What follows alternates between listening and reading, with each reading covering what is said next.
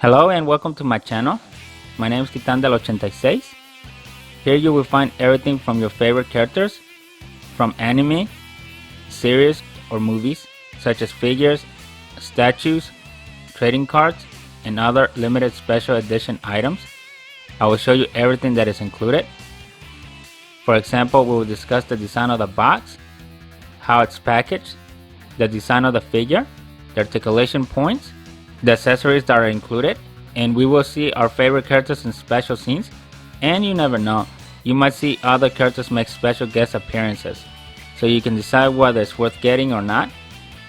Subscribe and join me on new weekly adventures. Now let's start the show. Let's go.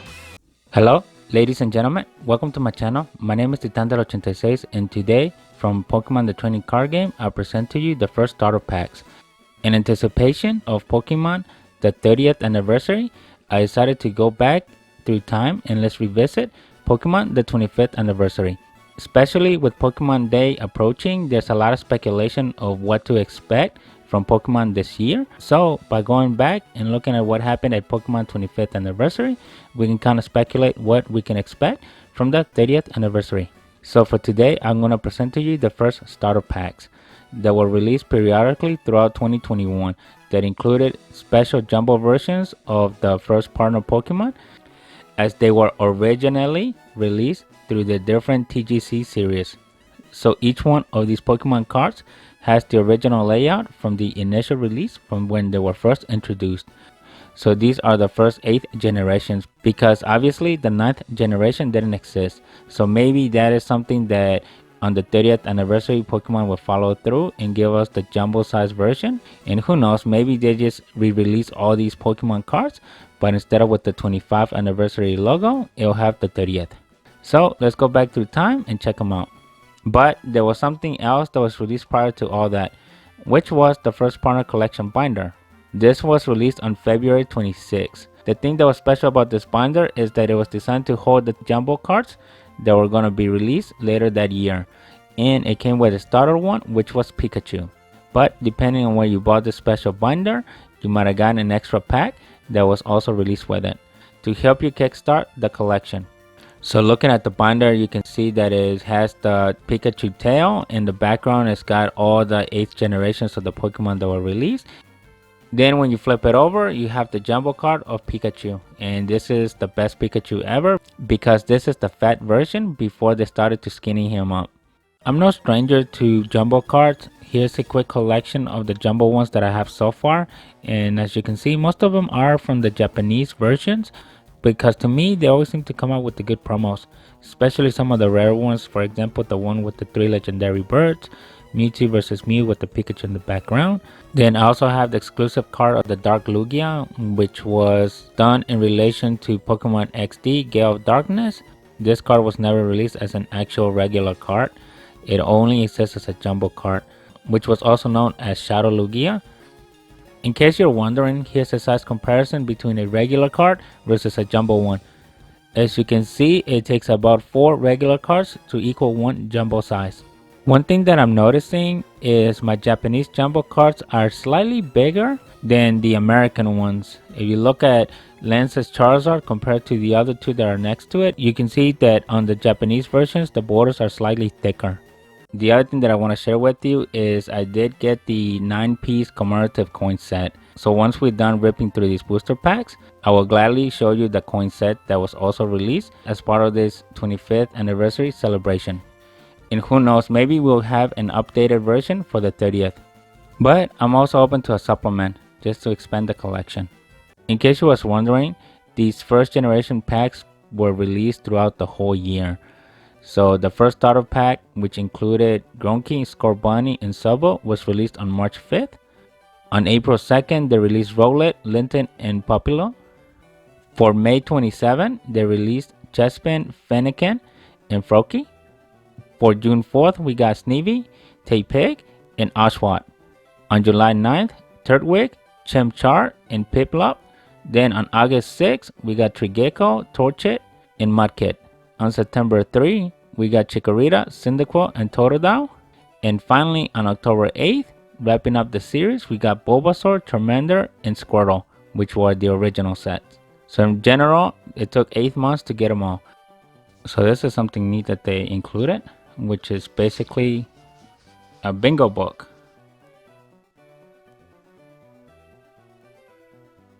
So here's the Mega Jumbo Size Pikachu card. And I'm not a stranger to jumbo size Pokemon cards. I do have a couple of them. I know they're not as popular as the regular size Pokemon cards, but to me they're also special. And I don't know if these get scalped as much as the other ones do, but this is also for a certain type of fan as well. So you can see that the 25th anniversary logo is holographic, but the rest of the card is not. And here's the jumbo side, back side of the card, just so you can see what it looks like. So it basically looks just like the original one. The only difference is that it's jumbo size. Let me know what you think. As for the binder, this is basically what it looks like. I like the feel for it. So the binder holds 30 cards, and as you can see, it's a top loader. For me, I'm not a big top loader fan. For me, I'm more drawn to the side loaders, and I really like the ones that Ultra Pro has been doing over the past few years. Those look to me really good, especially when compared to the ones that Pokemon Center gives you. But here, looking at it, looks like you can basically do either one side or you can do both back and front. So that is up to you on how you like to organize your Pokemon cards when it comes to these special binders. The backside, it just has the same pattern showing the trio starters. The look of these special jumbo booster packs, like I said, they follow a similar theme, but they're different. That was used for the regular cards. So here's a quick look just so you can see the differences in case you forgot. So on the regular one, it's got celebrations on the side. Then you have the Pikachu logo, the Pikachu tail. Then in the background, you got the sketch of the starter trio Pokemon. Where on these jumbo booster packs, you already know what trio you're getting.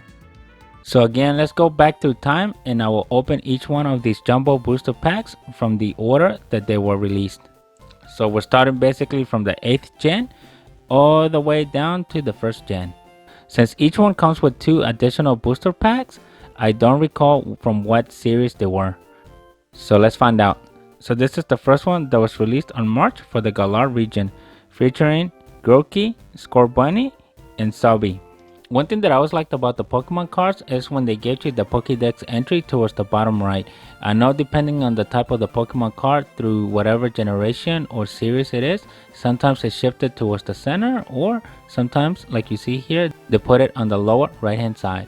But I know as some of these cards got more complex, they basically stopped doing that and they focus more on the types of attacks that these cards feature, especially on the ones that are full art, which at some point it kind of becomes difficult to read. So it looks like the 2 booster packs that we get are from Sword and Shield. So we'll open those in a little bit. The next set is from April, Aloha region, Rowlet, Litten, and Poplio. Hopefully I pronounced that right. It would have been nice if they were holographic. Even better if they were full art, but I think at this time the full art cards weren't really the main thing. As I'm going through these jumbo packs, let me know in the comments, out of each region, which one was your starter Pokemon when you played the game. And if you haven't played the game, just for fun, let me know which one you would have picked. Yeah, the booster packs are Sword and Shield. Well, in this one, it has Sword and Shield and also battle styles. The next one is from May, the Kalos region, Chespin, Fennekin, and Froakie. Oh, this one looks 3D. Like the CGI version, so it's not hand-drawn. I like the ones that look like they're drawn. I'm not a big fan of the ones that look like they were computer art, which gives them kind of like this 3D imagey type. If you like what you're seeing, don't forget to leave a like, subscribe to the channel, and share the video. So this one gives us a Sun and Moon and battle styles. The next one was released in June for the Unova region, Snivy, Tepig, and Oshawott. For cards that I just had sitting out there for about 5 years, I was worried that they might have warped over time. By looking at them, they're not really warped. So they really held up through time inside their jumbo booster packs. Especially on how they packaged the regular booster packs inside of them, I really thought that would have hurt the chances of the cards from coming up straight and being more warped. So for this one, we got Sword and Shield and Battle Styles. Now going halfway through the year, now we're in July with the Sinnoh region of Turtwig, Chimchar, and Piplup. So if you're doing the math, each booster pack comes with 3 jumbo-sized Pokemon starters. So if it holds up to 30 cards, that means you have 24 plus the 1 Pikachu. So that gives you 25 with 5 open slots for any other cards or duplicates that you might want to use for. This one we got Sword and Shield and Chilling Reign. Going into August for the Hawaiian region, we have Trigecko, Torchic, and Mudkip. And this goes to my earlier comments. As you can see from this 3rd generation, they had done away with the Pokédex entry. So I'm glad that they brought it back later on. And that is something that I really want them to continue to have, because it's just something fun. It just makes it funner to read the cards. I remember I used to do that when I was a kid with the 1st gen. For this one, we have Sword and Shield and Chilling Reign again. We're getting to it. This is for September with the Johto region for Chikorita, Totodile, and Cyndaquil. Just look at the classic. The classic Totodile. Oh man, this card brings back memories. Looks like on this one they didn't really care about the order. It was just showing them in the booster pack. Can you picture yourself playing a game of Pokemon using jumbo cards? Just imagining shuffling the deck and putting all the cards down while keeping at least 5 cards in your hand just makes me wonder how that would take a spin on the game.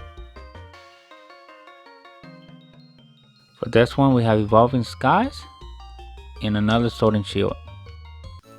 And finally, back to October for the Kanto region with Bulbasaur, Charmander, and Squirtle. Here's the originals. This is what really started it all. Look at that Squirtle. And that is something that the rumors for the 30th anniversary, that they're going to make these cards as full illustrations, which I think it will be really nice. I think I'll be in trouble on that. But it will really help, since right now I'm on the quest of collecting the original 151 in full art, which I want to say I'm probably 30% there. I don't like how they've been kind of neglecting the original 151 against the other ones, because it seems like some of the other regions got their full arts more dedicated to than the original 1st gen. And maybe that's why, because they were planning it as the 30th anniversary. But I'll sit tight and hold on, because I mean that's the whole point of collections, right? It's not really about getting everything there, but it's the journey that takes you there, if that makes sense, at least for me. So let's see what this one has. Evolving Skies and Sword and Shield. Now here's a summary of all these jumbo Pokemon starters that we got from the special 25th anniversary. So using this as a reference, we can only speculate what we're gonna get for the 30th anniversary. Looking here through the 8th generations, you can kind of see how the Pokemon cards have evolved over each gen. So you can see that the 1st gen looks slightly different, the 2nd gen follows a similar style, the 3rd gen you can kind of see where it started to morph into something else, where certain features are still there, other features have changed from this point. But then you also notice a subtle change on the Gen 4th, where it kind of takes a similar shot back at the 1st gen and 2nd gen with similar combination of Gen 3. But on the 5th gen, they make it a little bit more modernized. It's still going with the homage, and where I'm going with this is kind of when you see in the window, especially where the Pokemon's name is, where it has that dash that divides the Pokemon's name along with their HP and type.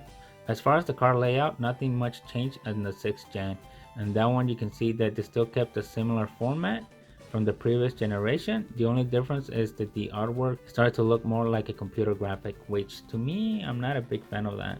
Looking at the 7th gen, you can see that they somewhat went back to the 1st gen style, where they got rid of that dash bar that hasn't been present since the 2nd gen. So in this one, it's more of a throwback of what they were doing from the beginning, but they still modernized the window edge of the Pokemon view. And similar thing was done on the 8th gen. The 8th gen didn't really see much difference from the previous gen. So now I went and I populated my binder with the cards. You can kind of see how each one of the cards fits here. They all fit really well. There's enough gap at the top to prevent the edges from getting damaged. So overall, it is sized very well. The one thing that I'm disappointed about is that I couldn't fit my Japanese jumbo cards here. So that was one of the drawbacks, and that is because, like I mentioned earlier, the dimensions on the Japanese ones are slightly bigger than the American ones. But one thing to note, and this is something that I hate about some of these binders, is that sometimes they don't size them up to take into account the thickness of all the cards once all the sleeves are populated. So you end up with this type of setup. Here, as you can see, it starts to take on a wedge shape, which obviously is not good for the book either, because now you're putting all the pressure on the edge of the cards as it tries to fan out. So it's just something to think about. So now let's go check out the booster packs from each one of these regions and see what kind of pulls I get. And just a refresher, the Japanese booster packs usually carry 5, where the American ones carry 10. So each one of the special booster packs was released throughout the year.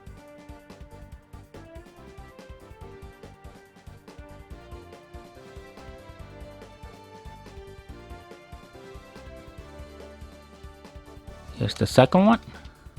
One thing to note, and hopefully you caught on to it, in each booster pack that came, the first one was always a sword and shield, but the second one was basically whatever series we were on at that particular time of the month. So if you notice, we started with Vivid Voltage, we went into Battle Styles, then Chilling Reign came out. Towards the end, we concluded with Evolving Skies, which lines up to how the series was released throughout that year. From the Aola region, going back to the jumbo cards, one thing that I would like to see Pokemon Center do in the future, and maybe the same with Ultra Pro, is to offer card sleeve holding binders that support these types of cards. And I say that because I haven't really seen any binders other than the one that I'm featuring in this show today that actually supports these types of cards. Going back to the speculation of what Pokemon is going to do for the 30th anniversary, one thing that I've seen is that in Japan they have re-released Pokemon Fire Red and Leaf Green, which are the remakes of the original Pokemon Red and Pokemon Green. I know in America they only got a special download for the Nintendo Switch, but in Japan Pokemon Center did it a little bit more special. And again, it goes back to how stuff is done over there a lot better than what they do here on the American side. For example, not only did they re-release those 2 games, but they also offer Crystal Edge balls of the 3 starter Pokemon of Squirtle, Bulbasaur, and Charmander, which they look really fantastic. Each one comes with a base that lights up, specifying that particular Pokemon's attribute type.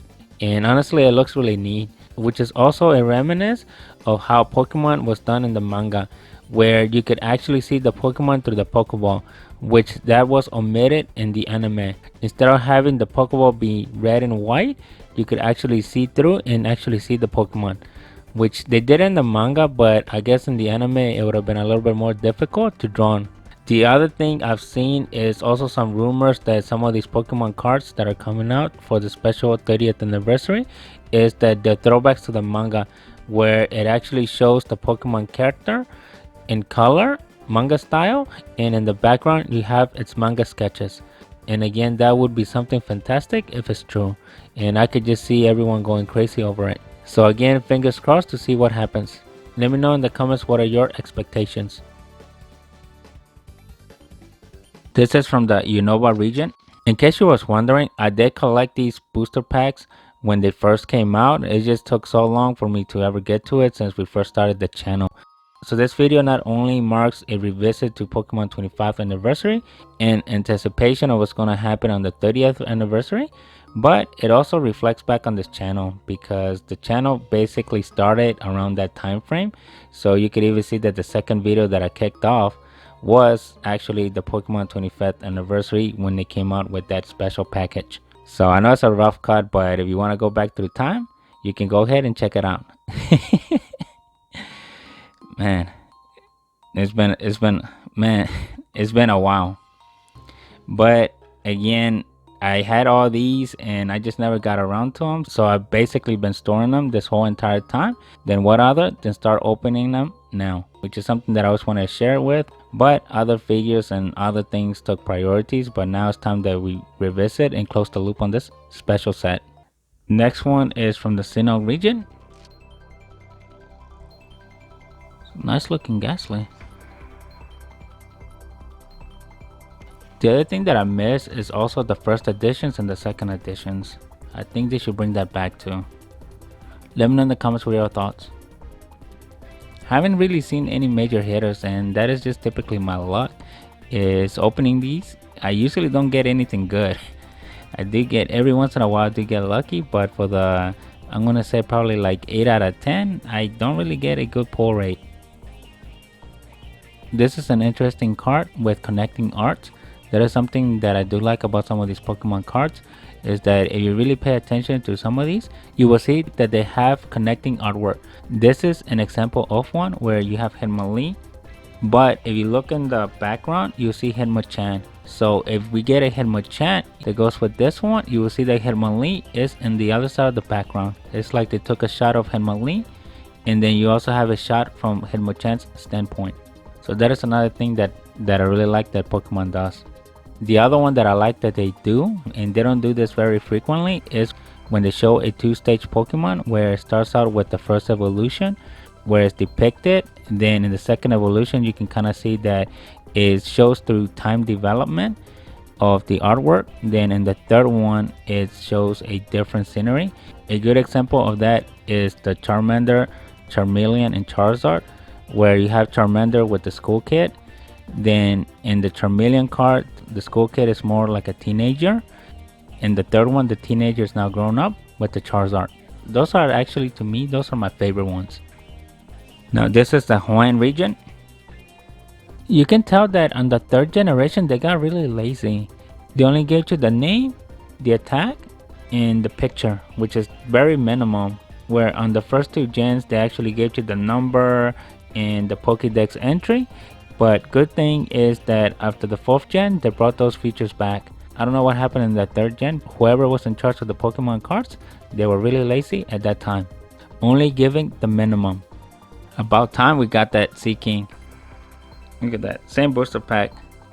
I know if you notice I got a lot of Goldings but no Sea Kings, and it was just bound for it to happen. So here it is, evolution completed.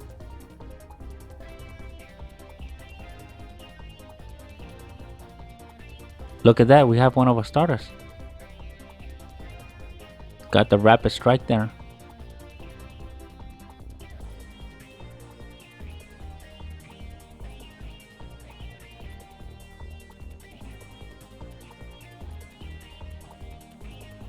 Wow, this is another good Lapras. Man, they really did a good job with these artworks. If you look at this Lapras artwork, you can see the Melanie is in the background. That is another thing that I like about Pokemon, is when they have the trainers as part of the artwork to the Pokemon. Like you see here, you have Lapras and Melanie in the background.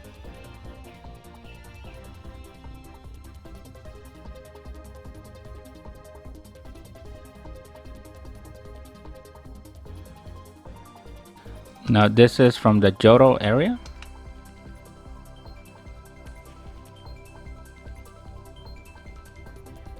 Going back to when I first asked you about which starter Pokemon you would have picked from each region, these are my picks. For the Galar region, I would have picked Scorbunny. For the Aola region, I picked Papilo. Kalos region, I picked Froakie. Unova region, I picked Oshawott. Sinnoh region, I would have picked Chimchar. Hawaiian region, I picked Trigecko. Johto region, Cyndaquil. Kanto region, Squirtle. So as you can see, I'm more of a water type user. Out of the three, I think my preference would be waters first, fire, then grass type. That's just my preference. What are yours?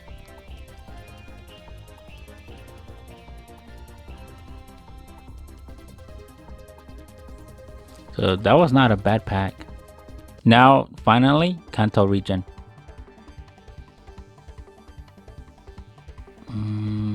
Something's weird. One of these cards is not right. Looks like the special online card that we have here is not the same size as the other ones, and it was a little bit more on the adhesive side, so it was sticking to the back of that last one, but no problems.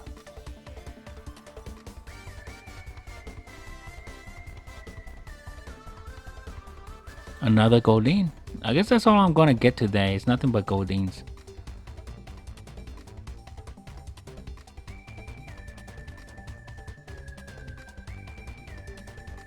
The stage 2 evolution from one of our starters. From the Galar region, we have Cinderace, and this is the other connecting card that I mentioned to you earlier. Here's the last booster pack.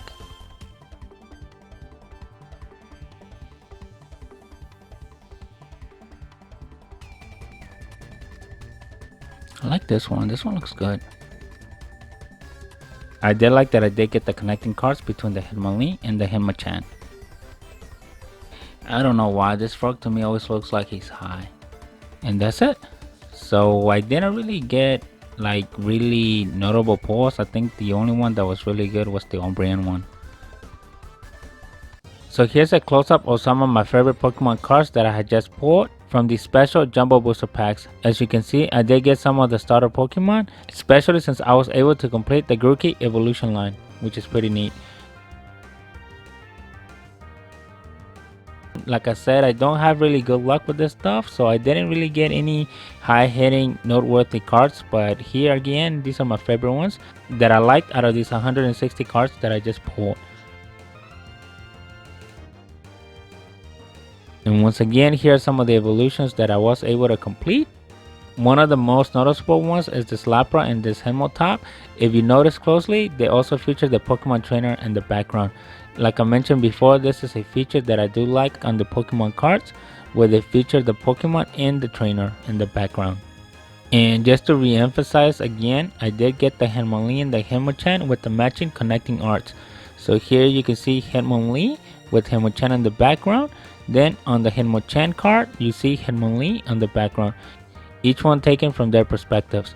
And that is the hidden gem about these Pokemon cards, that sometimes they go out through different sets where they don't really connect the arts, but then eventually when you really pay attention to it, you realize that they did something fantastic. And this is just an example of that. There are several other ones out there as well. I really like how they were drawn. And for some reason, the Beedrill cards, to me, they're always good looking. And then here's the secret shame that was pushed onto me. My collection of Goldeens, which is basically the underlying recurring theme of my opening of these booster packs, which was nothing but Goldeens, without fail. So here's an overview of all the cards.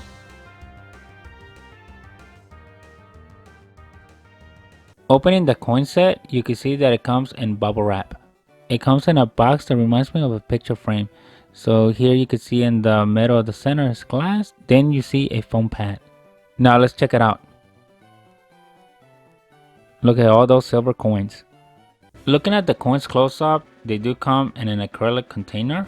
On the front side, it's got an engraving that calls out the Pokemon region for that specific trio of Pokemon starters.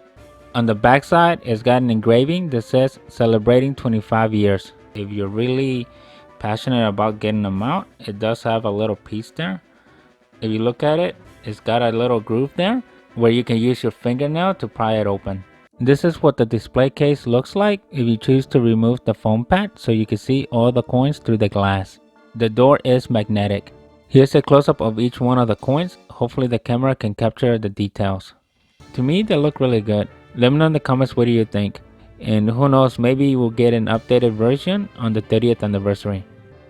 So one thing to note is on some of these, maybe the coins would have shifted. And on mine, if you look at the scuff marks, you can kind of see where that happened.